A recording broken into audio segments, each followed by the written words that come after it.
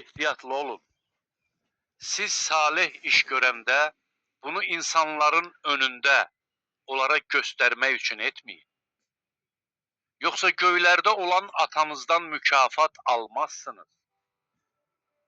Ona görə də sədəqə verdiyin zaman önündə şeypur səsi ilə car çəkmə. Çünki ikiyüzlülər adamlar onları izzətləndirsin deyə sinagoglarda və küçələrdə belə eləyirlər. Sizə doğrusunu deyirəm, onlar mükafatlarını alıblar. Amma sən sədəqə verdiyin zaman sol əlin sağ əlinin nə etdiyini bilməsin. Belə ki, verdiyin sədəqə gizli qalsın. Gizlində olanı görən atan səni mükafatlandıracaq. Dua etdiyiniz zaman da ikiyüzlülər kimi olmayın. Çünki belələri adamlar onları görsün deyə sinagoglarda və küçə tinlərində durub dua etməyi sevirlər.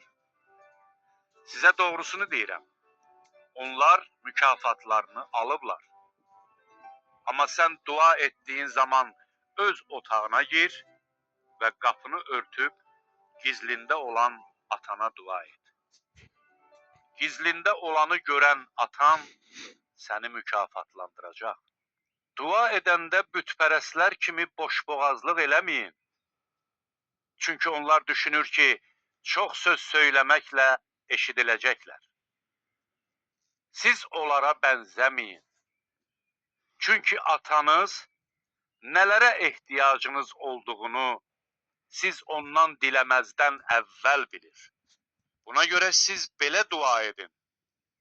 Göylərdə olan atamız, adın müqəddəs tutulsun. Padişahlığın gəlsin.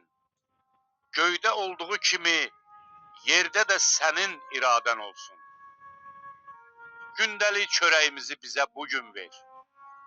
Bizə borclu olanları bağışladığımız kimi bizim borclarımızı da bağışla. Bizi sınağa çəkmə.